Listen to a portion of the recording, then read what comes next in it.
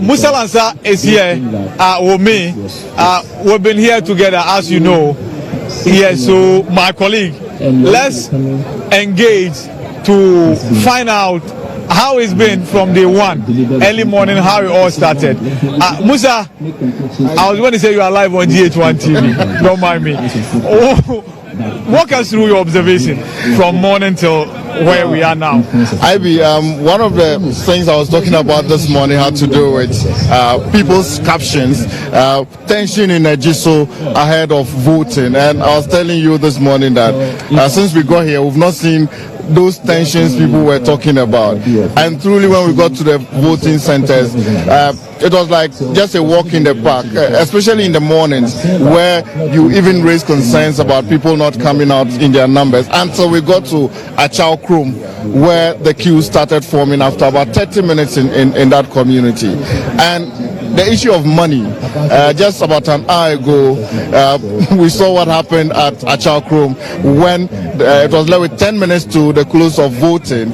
Some people decided that, look, we are not going to vote until we get our share of the money. And in fact, they masked up and walked to the junction of the MCE's house to demand for their money. And that was where I told myself that this issue of money in our politics, as you mentioned, is like the cripple and the ground. It's not going to stop anytime soon. If you don't have any money, don't venture into politics, because you may be very good, you may have all the ideas, but the people just want their share of the national cake. And that was what they were asking for. On the money bit, before you continue, and I remember as well those who had voted and were shouting that they had been deceived. And of course, Honorable Andre, who is a member of parliament in this region, who had been tasked with the responsibility of taking charge of the Achao Krum enclave, told the MC that he had run out of money. The budget given him had been exhausted. Then the voters who had already voted said they had been deceived, and they were insisting that they be given their money, and that somebody said, I came all the way from Konongo, somebody said I was in the market selling my wares, and then you called me to come and vote, and once I have exercised my franchise, the least you can do is to give me my share. Eventually they were asked to put down their names as to whether they get their money. Yes, and I followed them to the junction of the MCE's house, and they took a decision that, okay, it's over, let's go back. And those who were waiting for their money to be paid, they said they'll still pursue the MC for their share of the national cake. And so, unlike Asenov, where there was real tension, Ejisu constituency, I did not see.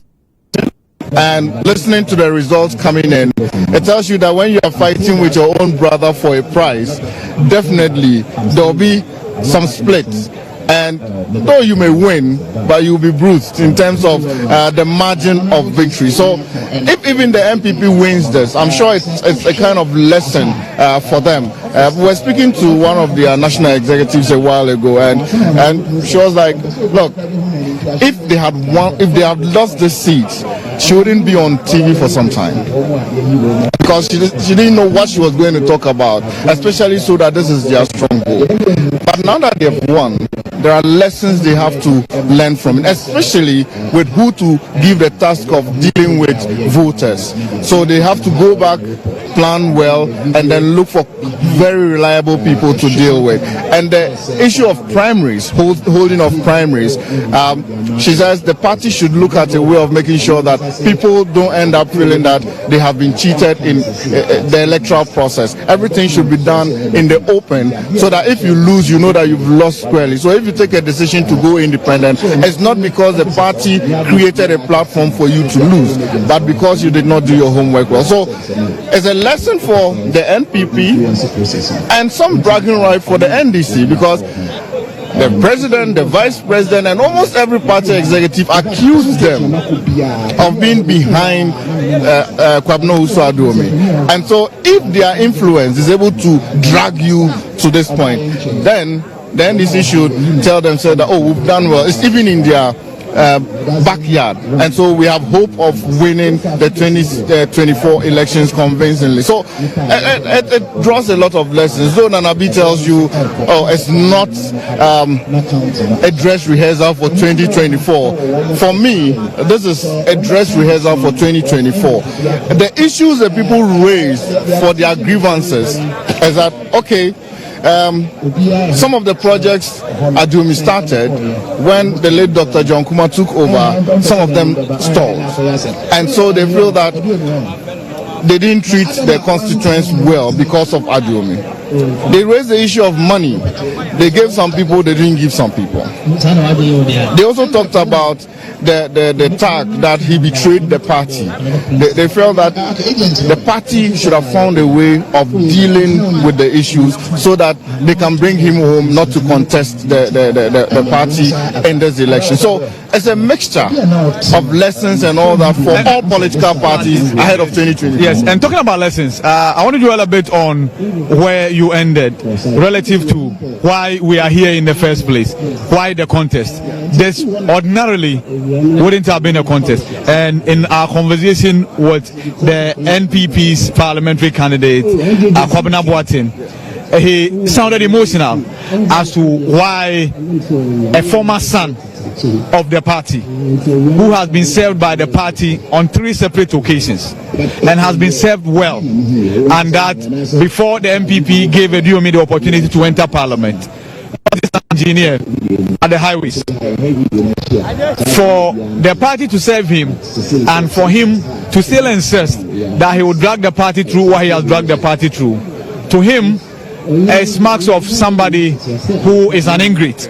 But it's interesting the point you relay, and that is how grievances are addressed. Ejiusy would also tell you that in his defense, he had issues with the voter album, and that's prior to the primaries that ushered him out. I've had conversations with some of the national executives, and if you observe, prior to the parliamentary primaries, the general secretary always insisted, this time we are not going to impose any candidate on any constituency. So if you look at 2023 parliamentary primaries for the orphan constituencies, and even 2024 primaries for the constituencies with certain MPs, you realize that they tried as much as possible to reduce to the barest minimum that idea of trying to force a candidate on the people. But in 2020, Ashanti region was the center of controversies.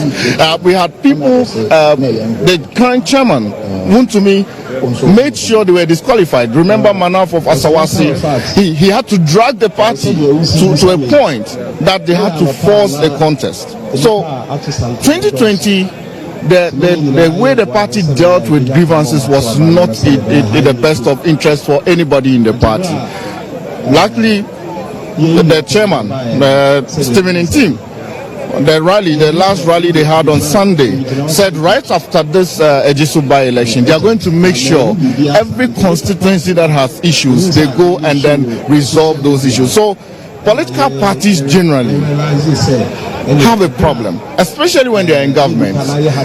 You find some of the leadership in the regions trying to say, okay, this person hasn't greeted me, so I'm going to make sure he loses the primaries. This person is MP, he doesn't even mind me, he doesn't call me, I'll make sure he loses. And those are the challenges. Look at what's happening in Medina for the NDC. So the political party should begin to look at how to deal with electoral grievances when people raise them and not take an entrenched position against them. So Ejisu is just a classic case of how do we resolve our problems such that our own child will not come back to haunt us one day. Yes, and